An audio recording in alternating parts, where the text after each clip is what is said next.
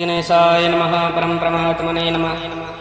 वेदपुरुषाय नमः। महालक्ष्मी नमः। महासरस्वत्यै नमः। श्रीगुरुचरणकमलेभ्यो नमः। वक्रतुण्ड महाकाय सूर्यकोटि सम्भ्रम निर्विघ्नं कुरु मम देव सर्वकार्येषु सर्वदा। सर्वमङ्गलमाङ्गल्ये शिवे सर्वार्थसाधिके शरणे त्र्यम्बिके गौरि नारायणे नमोऽस्तुते। वन्दे देवयुमापतिं सुरगुरुं वन्दे जगत्कारणं वन्दे वनगभूषणं मृगधरं वन्दे पशूनां वन्दे सूर्यसकाशवहिनयनं वन्दे मुकुन्दं प्रियं वन्दे भक्तजनाश्रयं च वरदा वन्दे शिवशङ्करं। बोलिए शंकर भगवान की जय। श्री शिव महापुराण रुद्र संहिता सती खंड अथ चतुर्थोऽध्याय कामदेव के विवाह का वर्णन। नारद जी बोले, हे विष्णु शिष्य, संसार की रचना करने वाले हे प्रभु, आपने शिव जी की लीला रूपी अमृत से युक्त यह अवधूत कथा कही। हे तात, इसके बाद क्या हुआ? यदि मैं शंभु की कथा पर आश्रित उनके चरित्र को सुनने में श्रद्धावान हूँ तो उसे कहिए। ब्रह्मा जी बोले, इस प्रकार शिव जी के अपने स्थान को चले जाने तथा मुझ ब्रह्मा के अंतर ध्यान हो जाने पर दक्ष प्रजापति मेरी बात का स्मरण करते हुए कामदेव से कहने लगे। दक्ष बोले, हे काम, सुंदर रूप एवं गुणों से युक्त यह कन्या मेरे शरीर से उत्पन्न हुई है, अतः तुम अपनी पत्नी बनाने के लिए इसे ग्रहण करो। यह गुणों में तुम्हारे ही समान है।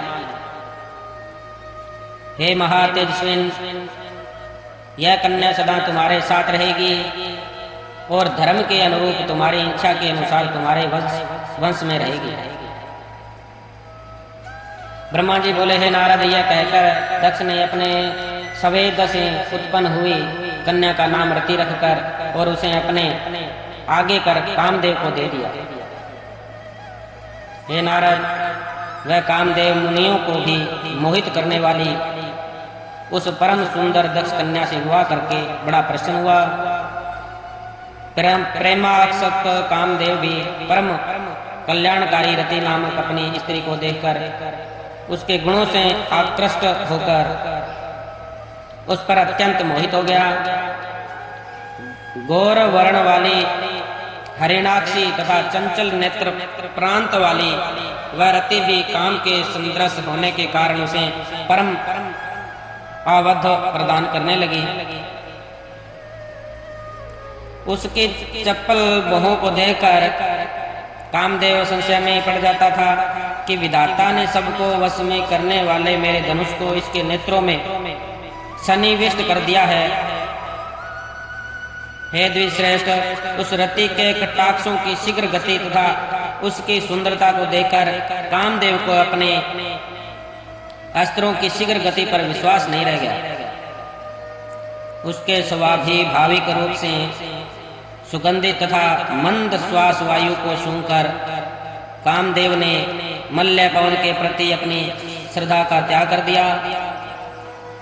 सुंदर लक्षणों से युक्त तथा पूर्णिमा के चंद्रमा के समान उसके मुखमंडल को देखकर कामदेव उसके मुख और चंद्रमा का भेद करने में असमर्थ हो गया। सुवर्ण कमल की कली के समान उसका वक्षस्थल भ्रमर से वैरिष्ट कमल की भांति सुशोभित हो रहा था। उसका कठोर स्थूल एवं उन्नत वक्षस्थल का मध्य भाग नाभि पर्यंत लटक करने वाले लंबी पतली तथा चंद्रमा के समान स्वच्छ माला धारण किए हुए वह कामदेव भ्रमर की पत्तियों से घिरी अपने पुष्प धनुष की प्रत्यंचाओं को भी भूल गया और उसे देखना छोड़कर बार बार उसी रति की ओर एकटक देखने लगा और चारों त्वचा से परिवेष्टित उसकी नाभि का गंध अत्यंत गंभीर था। उसके मुख कमल पर दोनों नेत्र लाल कमल के समान प्रतीत हो रहे थे। उस कामदेव ने कृष्णकटि प्रदेश वाले शरीर से सुशोभित स्वभावत सुवर्ण की भावली तथा उस रमणी की सुवर्ण वेदी के समान देखा। उस कामदेव ने कृष्ण कटि प्रदेश वाले शरीर से सुशोभित सौभावत सुवर्ण की अभावली उस रमणी को सुवर्ण वेदी के समान देखा। कंदली स्तंभ के संदृश विस्तृत संदिग्ध कोमल तथा मनोहर उसकी जंघाओं को कामदेव ने अपनी शक्ति के समान देखा। लाल लाल पादांग्र तथा प्रांत भाग वाले उसके दोनों पैर रंगे हुए थे। उसके कामदेव अनुरुक्त होकर उसका मित्र बन गया। पलाश उसके समान लाल नखों से युक्त सूक्ष्म अग्र भाग वाले तथा गोलाकार अंगुलियों से युक्त उसके दोनों हाथ अत्यंत मनोहर प्रतीत हो रहे थे। उसकी दोनों भुजाएं कांतिमय मृणाल के समान लंबी कोमल सनिग्ध और कांति युक्त लाल मूंगे के समान शोभित हो रही थी। उसका मनोहर केश पास काले काले बादलों के समान शोभा पा रहा था। इससे वह काम प्रिया चमड़ी के बालों को धारण करने वाले चमर की भांति सुशोभित हो रही थी। सौंदर्य युक्त ऐसी रति को हर्षित नेत्रों वाले कामदेव ने उसी प्रकार ग्रहण किया जिस प्रकार हिमालय से उत्पन्न गंगा को महादेव जी ने ग्रहण किया था। चक्र तथा पद्म के चिन्हों से युक्त मृणाल खंड के समान मनोहर हाथ से युक्त वह रति गंगा नदी के समान प्रतीत हो रही थी। उस रति की दोनों बाहों की चेष्टाएं नदी की सूक्ष्म लहरों के समान प्रतीत हो रही थी। उसके कटाक्ष पात ही नदी की वेगवती धारा से और विशाल नेत्र कमल के समान प्रतीत हो रही थी। उसकी सूक्ष्म रोमावली सेवाल थी और वह अपने मन रूपी वक्षों से विलास कर रही थी। उसकी गंभीर नाभि हृदय के समान शोभा पा रही थी। वह कृष्ण गात्रारती अपने सर्वांग की रमणीयता तथा लावण्यमयी शोभा से बाहर आभूषणों से युक्त तथा 16 श्रृंगारों से शोभायमान होकर संपूर्ण लोकों को मोहने वाली और अपनी कांति से दसों दिशाओं को प्रज्वलित करती हुई महालक्ष्मी जैसी प्रतीत हो रही थी। इस प्रकार परम सुंदरी रति को देखकर कामदेव ने इसे बड़ी प्रसन्नता से ग्रहण किया।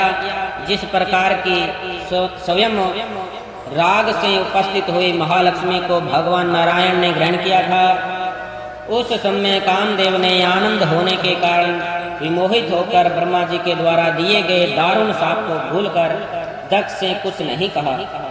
हे तात, उस समय सबके सुखों को बढ़ाने वाला महान उत्सव हुआ। दक्ष प्रजापति अत्यंत ही प्रसन्न हुए और कन्या रति भी परम प्रसन्न हो गई। अत्यधिक सुख पाकर काम का समस्त दुख नष्ट हो गया और इधर दक्ष कन्या रति भी काम को पति रूप में प्राप्त कर परम हर्षित हुई। रति से मोहित हुआ गदगद कंठ वाला वह मधुरवासी काम सायंकाल में मनोहर बिजली से युक्त मेघ के समान दक्ष कन्या रति के साथ शोभा पाने लगा। इस प्रकार रति पति काम ने अत्यंत मोहित होकर जिस रति को इस प्रकार अपने हृदय में ग्रहण किया, जिस प्रकार योगी ब्रह्म विद्या को ग्रहण करता है और वह रति भी श्रेष्ठ काम को प्राप्त कर इस प्रकार प्रसन्न हुई, जिस प्रकार पूर्ण चंद्रमा के समान मुख वाली महालक्ष्मी विष्णु को पति रूप में प्राप्त कर प्रसन्न हुई थी। बोलिए शंकर भगवान की जय। इस प्रकार श्री शिव महापुराण के अंतर्गत द्वितीय रुद्र संहिता के द्वितीय सती खंड में काम विवाह वर्णन नामक चौथा अध्याय पूर्ण हुआ। बोलिए शंकर भगवान की